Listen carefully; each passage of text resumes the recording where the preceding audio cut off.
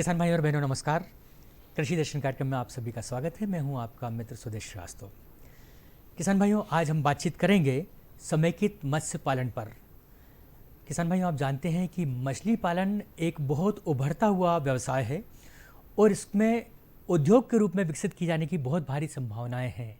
विशेष रूप से हमारे शिक्षित बेरोजगार और महिलाओं के लिए ये एक बहुत लाभकारी व्यवसाय सिद्ध हो सकता है। ज़रूरी है कि हम इस विषय को जानें, समझें और इसके बाद थोड़े से लागत के साथ इस व्यवसाय को प्रारंभ करें। किसान भाइयों, आज इस विषय पर विस्तृत जानकारी देने के लिए हमारे साथ विशेषज्ञ के रूप में हैं श्री सुशांत पुणेकर साहब, और इनसे हम बातचीत करेंगे, जानेंगे समेकित मत्स्य पालन के बारे में। डॉक्टर साहब सुशांत पुणेकर साहब जो हैं, ये शासकीय स्नातकोत्तर महाविद्यालय मऊ में सहायक प्राध्यापक हैं, प्राणी शास्त्र विषय के ज्ञाता हैं। डॉक्टर साहब, कार्यक्रम में आपका स्वागत है। नमस्कार। डॉक्टर साहब, जैसे कि मैंने कहा कि मछली पालन तो अपने आप में एक लाभकारी व्यवसाय है ही, लेकिन इसके साथ अगर कृषि से जुड़े हुए अन्य व्यवसायों को भी शामिल कर दिया जाए तो क्या सोने में सुहागा हो जाता है। हम चाहेंगे कि इसके लाभ के विषय में सबसे पहले चर्चा कर ली जाए। किसान भाइयों, हम मछली पालन का व्यवसाय करते हैं। चूँकि मछली पालन का व्यवसाय हमें दो तरह से फ़ायदेमंद है।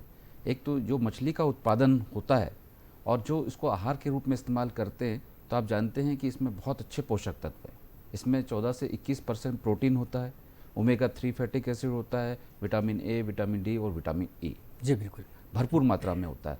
तो हम जो भी प्रोडक्ट किसी कंज्यूमर तक पहुंचाते हैं तो निश्चित रूप से वो ऊर्जावान हो, अच्छा हो, स्वस्थ हो। तो एक तो दृष्टिकोण से हम अच्छा अपने भारतीय देशों को, अच्छा वहाँ के लोगों को अच्छा फूड उपलब्ध कराते हैं। साथ ही ये व्यवसाय बहुत लाभकारी है। लाभकारी से मतलब कम लागत में मैक्सिमम लाभकारी व्यवसाय है जी। साथ ही इसमें इस व्यवसाय को प्रारंभ करने के पश्चात आप और दूसरे अन्य उद्योग भी या नौकरी कर सकते हैं या कुछ और दुकान खोलकर अपना व्यवसाय कर सकते हैं। डॉक्टर साहब, क्या अच्छी बात कही आपने कि मछली में इतने सारे पोषक तत्व होते हैं, लेकिन मज़ा यह है कि मांसाहारी लोग भी इसको शाकाहारी रूप में लेते हैं। एक बहुत सुपाच्य भोजन के रूप में इसको लिया जाता है और बहुत तेज़ी से मछली की तरफ हमारे जो उपभोक्ता हैं वो बढ़ रहे हैं। बिल्कुल बिल्कुल जी। दूसरा ये है कि कम लागत का व्यवसाय है और फुल टाइम व्यवसाय नहीं है, जैसे कि हम डेयरी या पोल्ट्री दूसरे और खेती का व्यवसाय करते हैं, जिसमें हमको प्रतिदिन जो है कुछ ना कुछ निराई गुड़ाई करना होता है या जानवर को चारा देना होता है, उसकी दूध निकालना होता है या उसको मार्केट तक पहुंचाना होता है। ये व्यवसाय मात्र जो है 1 से 1.5 महीने यदि आप शुरुआत में लग जाते हैं और आपका तालाब का निर्माण हो जाता है, उसमें पानी भर लेते हैं और मछलियों के बच्चे छोड़ देते हैं, अर्थात इसके बाद कोई किसी प्रकार की निराई गुड़ाई या किसी प्रकार के अन्य प्रतिदिन दिन भर लेबर वर्क करने की आवश्यकता नहीं है। डॉक्टर साहब, अगर व्यावसायिक दृष्टि से हम कहें, जो जिसे लाभप्रदता हो, जिसमें कि हमें उद्योग की संभावनाएं नज़र आती हैं, उस तालाब का आकार प्रकार किस तरह का हो? तालाब का साधारणतः हमारे वैज्ञानिक तकनीक के हिसाब से वर्गाकार होना चाहिए, अर्थात लंबाई ज़्यादा और चौड़ाई कम। जी। और हम जो है 1.2 हेक्टेयर से भी हम स्टार्ट कर सकते हैं और मैक्सिमम 1 हेक्टेयर ले सकते हैं। 1 हेक्टेयर के जल क्षेत्र में यदि हम करते हैं तो हमको 40 क्विंटल मछली का उत्पादन प्राप्त होता है और उसमें हमको ज़्यादा लंबे समय तक जो है उससे प्रोडक्टिविटी मिलती रहती है। और गहराई कितनी हो? गहराई 6 फीट हो, 6 फीट, उसमें लगभग पानी बराबर हो और ऐसी व्यवस्था हो कि या तो हमारे पास बोरिंग हो या हम कुएं से भर सकें या बारिश के पानी से भर सकें या पास में पोखर हो या नाले हो या नदियों से भी हम पानी को भर सकते हैं। तो क्या बरसात में हम देखते हैं कि धान के खेत हम तैयार करते हैं, मेड़ वाले खेत तैयार करते हैं। जी। अगर धान के खेतों को ही विकसित किया जाए बाद में, तो वो इस रूप में काम आ सकते हैं? बिल्कुल बिल्कुल। हाँ, वैसे भी हमारे पास में एक तकनीक है जिसको हम कहते हैं धान के खेत में मत्स्य पालन। जी। ये हम किसान भाइयों को शुरुआती रूप से ट्रेनिंग के रूप में कहते हैं कि आप इसमें सीख लें। जी। 3 महीने के पानी भरे हुए धान के खेत से मछली पालन को एक ट्रेनिंग प्राप्त कर लें, फिर उसी खेत को आप जो है मछली तालाब का निर्माण कर लें। जी। उसमें होता यूँ हो कि हम धान का खेत में रोपाई करने से पूर्व एक बीच में जो है वो 1 एकड़ का यदि खेत है तो हम उसमें जो है 20 बाई 25 फीट का अपन ट्रेंच बना लेते हैं, जो कि 1.5 फीट गहरा रहता है। उसमें पूरे अंदर कर लेते हैं अच्छे से, जैसा कि धान के खेत के लिए किया जाता है, बडलिंग की जाती है।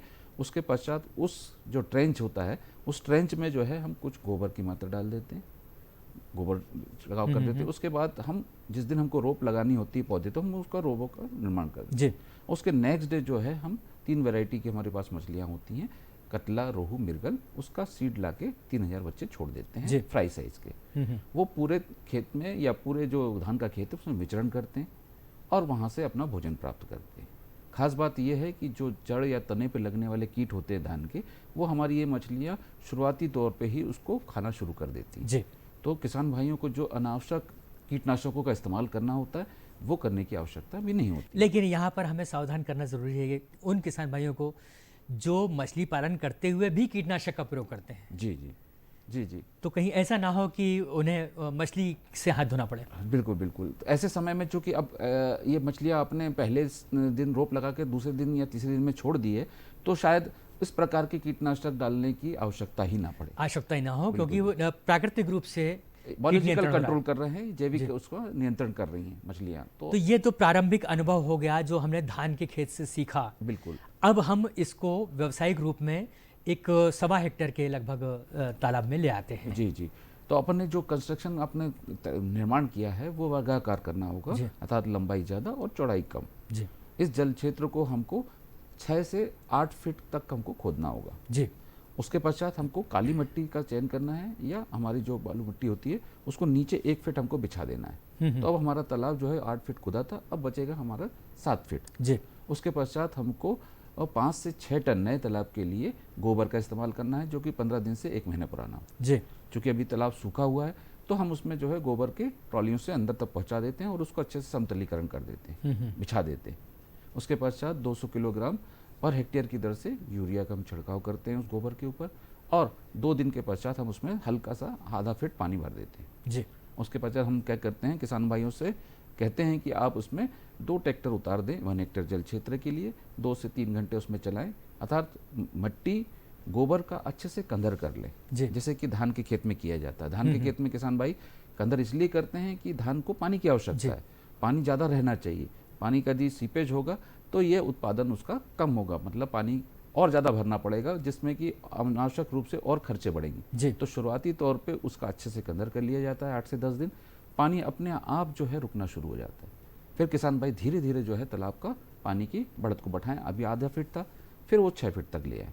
किसान भाई ज़्यादातर ये करते हैं कि 4-5 तरह से बोरिंग चलाकर या लेकर 2 से 3 दिन में ही 6 फीट पानी भरने की कोशिश करते हैं। जी।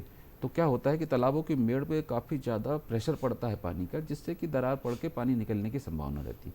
तो धीरे धीरे पानी को बढ़ाएं और 6 फीट तक ले जाएं। तो साहब ये जो है जी। तालाब भी पुख्ता हो गया और जानकारी भी पुख्ता हो गई किसान भाइयों को कि किस तरीके से मजबूती से तालाब बनाना है, क्योंकि पानी रोकना है, पानी नीचे नहीं जाना चाहिए। बिल्कुल। अब पानी भरा, कौन सी ऐसी किस्में हैं जो भारतीय परिस्थितियों में या बल्कि हमारे प्रदेश की परिस्थितियों में खूब अच्छा से बढ़वार भी हो, उत्पादन भी हो? बिल्कुल। हमारे एक देश में स्वच्छ जल में पाली जाने वाली मछली की एक तकनीक है जिसको हम मिश्रित मत्स्य पालन कहते हैं। इस मिश्रित मत्स्य पालन तकनीक में हम 2 तरह की भारतीय मेजर कार्प मछलियाँ और विदेशी कार्प मछलियों का संग्रहण करते हैं। जी। भारतीय मछलियों में हमारे पास में 3 मुख्य मछलियाँ हैं, जिसमें पहली मछली का नाम है कतला, दूसरी मछली का नाम है रोहू और तीसरी मछली का नाम है बिरगल।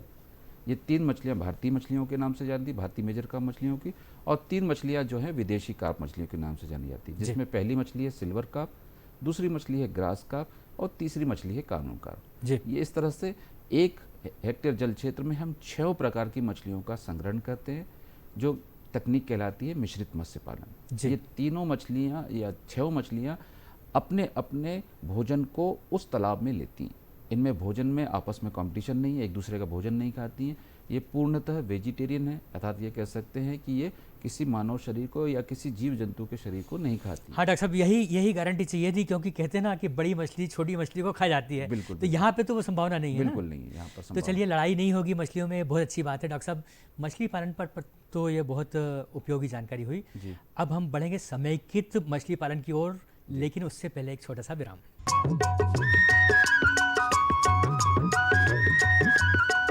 अरे सुन तो।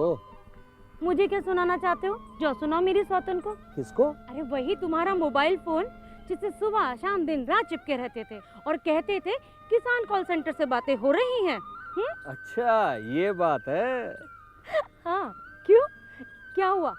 अब बात नहीं होती क्या? अब तो झट से बात हो जाती है। संबंधी समस्याओं का अपनी भाषा में तुरंत हल पाने के लिए पूरे भारत में किसी भी फोन से हेल्पलाइन नंबर पर संपर्क करें। किसानों का दोस्त किसान कॉल सेंटर।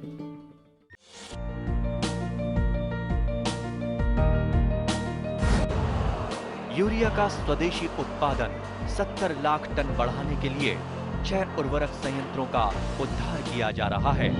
FCIL के गोरखपुर, सिंदरी, तलचर और रामागुंडम संयंत्र, HFCL की बरौनी इकाई और BVFCL की नामरू फोर्थ। सोने पर सुहागा ये है कि देश में अब बनेगा सिर्फ नीम लेपित यूरिया, क्योंकि इससे होगा किसानों का फायदा ही फायदा।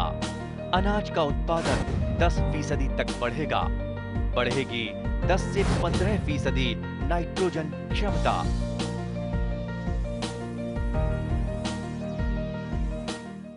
विराम पर जाने से पहले हम बातचीत कर रहे थे डॉक्टर सुशांत पुणेकर साहब से, सहायक प्राध्यापक प्राणीशास्त्र, शासकीय स्नातकोत्तर महाविद्यालय मऊ से आप बता रहे हैं और मछली पालन पर हमको बड़ी उपयोगी जानकारी दे रहे हैं।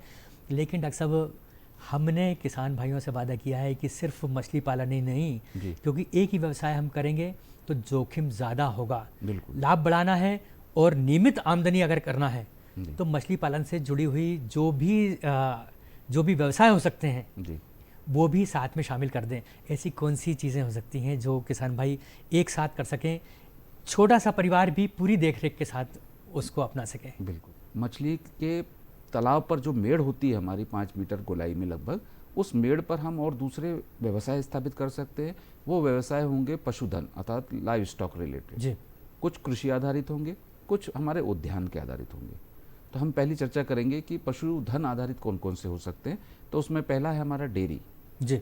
हम डेयरी के 1 हेक्टेयर जल क्षेत्र के लिए 5 से 6 अच्छे क्रॉसब्रीड एनिमल को एक उसमें बाड़ा बनाकर, उसका शेड बनाकर उसको रख सकते हैं। जी। दूसरा, हम मछली पालन सह कुक्कुट पालन कर सकते हैं, पोल्ट्री कर सकते हैं। उसके लिए 200 बर्ड्स के चिक्स लाकर भी एक शेड बनाकर उसको भी हम इस्टेब्लिश कर सकते हैं तालाब की मेड़ पर। साथ ही साथ हम बतख पालन कर सकते हैं। 200 चिक्स 1 हेक्टेयर जल क्षेत्र के लिए लाकर हम अपने तालाब पर उसको बना सकते हैं। पिक कम मछली पालन कर सकते हैं, शुकर सह मछली पालन कर सकते हैं, अपन बकरी सह मत्स्य पालन कर सकते हैं। इस तरह से हम लाइव स्टॉक रिलेटेड, पशुधन रिलेटेड व्यवसाय को तालाब की एक मेड़ की तरफ चयन करते हुए, सिलेक्ट करते हुए छोटे छोटे उसके शेड बना सकते हैं। बिल्कुल वैसे जैसे इंटरक्रॉपिंग करते हैं, एक फसल के बीच में दूसरी फसल बोते हैं। जी जी। दूसरी फसल के साथ 3 और 4 और 5 फसलें भी ले सकते हैं। बिल्कुल। एक साथ हम सभी जो कृषि से जुड़े हुए व्यवसाय हैं उनको साथ में ला सकते हैं। और क्या डॉक्टर साहब ये परस्पर एक दूसरे को सहयोग करेंगे? बिल्कुल करते हैं सर। जैसे हमने बताया कि हमको गोबर की आवश्यकता होती है 5 से 6 टन 1 हेक्टेयर जल क्षेत्र के लिए। जब हम तालाब की तैयारी करते हैं तो हमारे पास में 6 जानवर हैं जो कि साल भर हमको इस गोबर की मात्रा की भरपाई करते रहेंगे। जी।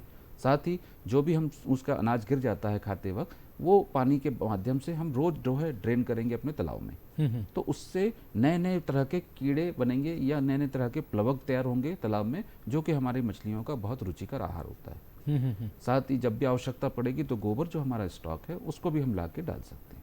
उसी तरह से पशु पालकों के लिए या मत्स्य पालकों के लिए उनको अतिरिक्त रूप से क्या मिलेगा? दूध उत्पादन मिलेगा। जी। और उधर जो है पोल्ट्री करते हैं तो उनको पोल्ट्री से जो है बॉयलर करते हैं तो उसका मीट का उत्पादन होगा, बॉयलर चिक्स का। और डक करते हैं तो डक तो बहुत फ़ायदेमंद है। डक हमारे मछली पालन के लिए 2 तरह से फ़ायदेमंद है। जी। एक तो डक का उत्पादन भी बहुत अच्छा होता है, उससे अंडों का उत्पादन भी होगा। साथ ही साथ ये हमारे तालाब में विचरण करती हैं, तालाब में भ्रमण करती हैं। उससे हमारे तालाब में उनके पतवार की तरह पैर होते हैं, उससे ऑक्सीजन की मात्रा भी बढ़ती है जी पानी में। चूँकि पानी में जल ऑक्सीजन जो है, घुलनशील ऑक्सीजन मछलियाँ सांस लेने के लिए इस्तेमाल करती। साथ ही साथ ये जो है हमारे तालाब पर एक तरह से सुरक्षा गार्ड की तरह कार्य करती है। जब भी तालाब पर कोई अनावश्यक व्यक्ति तालाब की मेड़ पर आ जाता है तो ये बहुत तरह से चिल्लाती है। जी जी। तो यदि हमारे मत्स्य पालक किसी दूसरे खेत में काम कर रहे हैं तो वो वहाँ से आकर देख सकते हैं कि कोई नया व्यक्ति आया है, जिसकी वजह से इनमें चिल्लाहट हो रही है। तो इस तरह से साथ ही इसका तीसरा फ़ायदेमंद है कि जो भी इसके वीड्स या जो है अपरिचित पदार्थ उसके गिरते हैं, वो भी हमारे तालाब के लिए प्रोडक्टिविटी बढ़ाने के लिए बहुत लाभकारी होते हैं। तो इस तरह से ये जो हमारे पशुधन आधारित हैं उद्योग, यदि हम ये लगाते हैं तो हमें एक अतिरिक्त आमदनी भी होगी, साथ ही ये पूरी प्रक्रिया को हमारा 1 से 2 व्यक्ति साल भर में इसको मेंटेन कर लेगा, इसका प्रबंधन कर लेगा। किसी प्रकार के और मैन पावर की आवश्यकता इस व्यवसाय में नहीं पड़ेगी, समेत कीट मत्स्य पालन में, खास करके पशुधन रिलेटेड। तो मुफ्त के चौकीदार आपको बतख के रूप में मिल रहे हैं, ये तो बिल्कुल। बड़ी अच्छी बात है। डॉक्टर साहब, क्या ये तालाब, इसमें जब पानी बदलना होगा जी, तो हमें मछलियाँ शिफ्ट करना पड़ती हैं या उसी तालाब के पानी को किसी तरह से एक साइड से खोल के आप उसको बदलते हैं? साधारणतः ये होता है कि हमको पानी बदलने की आवश्यकता नहीं होती है, यदि हमने वैज्ञानिक तकनीक से मिनिमम कम जो हमारी रिकमेंडेड तकनीक से उसके अंतर्गत हमने मछलियों का संग्रहण किया हुआ है। जी ज़्यादातर किसान भाई क्या करते हैं, लालच में हमारे जैसे 10,000 फ्राई मछलियाँ होती हैं, उनका संग्रहण की हम पर हेक्टेयर रिकमेंडेशन देते हैं। जी और किसान भाई जो है बहुत लालच में ज़्यादा उत्पादन हो जाए तो 20,000, 25,000 और 50,000 तक डाल लेते हैं। चूँकि जब डाल लेते हैं तो मछलियाँ थोड़ी थोड़ी बड़ी होती है और वो एक्सक्रीटिव पदार्थ नीचे गिराती हैं, जी और उससे हमारी जो है पानी की क्वालिटी पे प्रभाव आता है। तब हमको जो है बदलने की आवश्यकता होती है। यदि हमने 10,000 मछलियों का ही संग्रहण कर रखा है तो हमें किसी प्रकार के पानी बदलने की आवश्यकता नहीं है तालाब के। जी और जब कभी पानी कम हो तो हम फ्रेश वाटर को जो है उसमें डाल सकते हैं, अपने पानी में अपने बढ़ा सकते हैं वाटर लेवल बढ़ाने जी, के जी। लिए, पर बदलने की आवश्यकता नहीं। यदि हम बदलते हैं तो होता ही यूँ है कि जो हमारे गोबर या जो भी मिट्टी है उससे बने हुए प्लवक होते हैं, 2 तरह के प्लवक होते हैं, एक प्राणी प्लवक होते हैं, एक पादप प्लवक होते जी। हैं। ये प्लांट बेस होते हैं, एक जंतु आधारित होते हैं। ये बहुत माइक्रोस्कोपिक होते हैं। यदि आपने इस पानी को लिफ्ट किया है तो ये पानी बाहर, उस प्लवक बाहर चले जाएंगे, जो कि ये प्लवक हमारी मछलियों का बहुत रुचिकर आहार होता है और नेचुरल फूड होता है। यदि हमने इसको पंप से द्वारा बाहर निकाल दिया है तो यहाँ उसकी पॉपुलेशन कम हो जाएगी और उसको रुचिकर आहार ना मिलने की वजह से उसके ग्रोथ पर भी प्रभाव पड़ेगा। तो हमें नहीं लिफ्ट करना है, पानी को बदलाव नहीं करना है। तो ये तो पानी की बात हुई कि पानी कब बदलना है और कब नहीं बदलना है, जी। है ना। लेकिन अब जैसे मौसम की बात करें डॉक्टर साहब, इसमें इतनी ज़्यादा शीत हो रही है कि हम लोगों का भी बाहर निकलना बड़ा मुश्किल हो रहा है। बिल्कुल। क्या शीत के या गर्मी के या बरसात के जी। प्रभाव भी मछलियों पर होते हैं? हाँ, होते हैं, क्योंकि टेम्परेचर लो हो जाने की वजह से भी हमारे मछलियों के रहवास में, उनके आवास में भी प्रभाव पड़ता है। जी ऐसी अवस्थाओं में हम ये करते हैं कि मछलियों का पहले जांच कर लेते हैं शीत ऋतु से पहले कि हमारे उत्पादन कितना बढ़ चुका है, और कोशिश करते हैं जो बड़ी बड़ी मछलियां हैं उनको हम बाज़ार में विक्रय हेतु भेज दें बाज़ार में, जी जिससे कि दूसरी मछलियों को आहार की भी कंपटीशन ना हो और प्रतियोगिता ना हो और अच्छे से ऑक्सीजन मिल सके। यदि इस चीज़ का हमने ध्यान दिया है तो बारिश में जो है जो मछलियाँ के मरने की संभावना किसान भाई देख सकते हैं या किसी रोग की संभावना देख सकते हैं, वो इस तरह से वो कंट्रोल कर सकते हैं। जी और जब हमें आवश्यकता लगे तो हम पानी की मात्रा को भी उसमें ऐड कर सकते हैं। तो डॉक्टर साहब, ये वैसे तो कोई भी व्यवसाय है, धीरे धीरे अनुभव से आदमी बहुत कुछ सीख जाता है। जी जी लेकिन क्या फिर भी इसकी कहीं प्रशिक्षण लेकर जी या मछली के जो विशेषज्ञ हैं जी उनके संपर्क में रहना आवश्यक होगा? हाँ, बीच बीच में जैसे कि आप हमारे हर मत्स्य विभाग के द्वारा हर जो है वर्ष ट्रेनिंग ऑर्गेनाइज की जाती है, तो मत्स्य विभाग के हर जिले कार्यालय में जाकर हमारे मत्स्य किसान भाई ट्रेनिंग प्राप्त करें। साथ से जो 1 वीक की ट्रेनिंग प्रोग्राम होती है, 5 डेज़ की होती है। साथ ही कृषि विज्ञान केंद्र जो है हर जिले में होते हैं, वहाँ पर जो ट्रेनिंग ऑर्गेनाइज की जाती है वहाँ से ट्रेनिंग प्राप्त करें। वहाँ पर भी विशेषज्ञ होते हैं जिनके माध्यम से वो तकनीकी जानकारी प्राप्त कर सकते हैं। किसान कॉल सेंटर है और इस दूरदर्शन के इस तरह और मत्स्य विभाग जो प्रदेश का है उससे किसान भाई जानकारी ले सकते हैं कि कौन कौन सी योजनाएं संचालित हैं जो आपको सहयोग दे सकती हैं और आपके इस मत्स्य पालन व्यवसाय को ज़्यादा सुदृढ़ कर सकती हैं। जी डॉक्टर साहब, आपको बहुत बहुत धन्यवाद। और किसान भाइयों, हमने आज बातचीत की डॉक्टर सुशांत पुणेकर साहब से। साथ में मछली पालन से जुड़े हुए कई सारे व्यवसाय भी किस तरीके से आप प्रारंभ कर इस व्यवसाय को लाभकारी रूप दे सकते हैं। तो हमें उम्मीद है कि जानकारी आपको ज़रूर पसंद आई होगी। और आइए अब चलते चलते देख लेते हैं कृषि समाचार। नमस्कार किसान भाइयों, खबरें खेती में आपका हार्दिक स्वागत है। आइए नजर डालते हैं आज की कृषि की मुख्य खबरों पर। कृषि झांकियां पुरस्कृत, खेती में ड्रोन को प्रोत्साहन, ककड़ी का निर्यात सबसे अधिक, फसल चक्र में करे परिवर्तन और कोरोना से रहे सचेत। और अब खबरें विस्तार से। गणतंत्र दिवस के अवसर पर आयोजित जिला स्तरीय कार्यक्रमों में किसान कल्याण तथा कृषि विकास की झांकियों को प्रदेश के 25 जिलों में पुरस्कृत किया गया। होशंगाबाद, झाबुआ, हरदा, सीहोर और विदिशा को अलग अलग थीम की झांकियों के लिए पहला पुरस्कार दिया गया। किसान कल्याण तथा कृषि विकास मंत्री कमल पटेल ने कृषि विभाग अधिकारियों, कर्मचारियों को इस उपलब्धि के लिए बधाई दी है। इस मौके पर श्री पटेल ने कहा कि सरकार कृषि को उन्नत बनाने के साथ ही खेती किसानी को लाभ का धंधा बनाने के लिए लगातार काम कर रही है। सरकार की यही कोशिश है कि किसान खेती में नवाचार को अपनाएं और अधिक से अधिक मुनाफा कमाएं। भारत में गुणवत्तापूर्ण खेती को प्रोत्साहन देने के लिए सरकार ड्रोन उपयोग को बढ़ावा देगी। किसानों को कृषि यंत्रों की खरीद के लिए सरकार की ओर से सब्सिडी देने का प्रावधान है। अब इन्हीं उपकरणों में ड्रोन को भी शामिल कर लिया गया है। केंद्रीय कृषि एवं किसान मंत्रालय ने इस बारे में आदेश जारी कर दिए हैं। किसानों के खेतों में ड्रोन तकनीक का प्रदर्शन बढ़ाने के लिए सरकार कृषि मशीनरी प्रशिक्षण संस्थाओं, कृषि विज्ञान केंद्रों, ICAR संस्थानों और राज्य के कृषि विश्वविद्यालयों को ड्रोन खरीदने के लिए 100% या 10 लाख रुपए जो भी कम हो तक का अनुदान देगी। ड्रोन के उपयोग के लिए माध्यम से कृषि सेवाएं उपलब्ध करने के लिए कस्टम हायरिंग सेंटर द्वारा भी वित्तीय सहायता उपलब्ध कराई जाएगी। सरकार के इस प्रयास से निश्चित रूप से कृषि के क्षेत्र में ड्रोन की पहुंच आम किसानों तक बढ़ेगी और वे भी ड्रोन का उपयोग कर कृषि क्षेत्र में उन्नति और प्रगति करेंगे। भारत ककड़ी और खीरे के निर्यात में दुनिया का सबसे बड़ा देश बन गया है।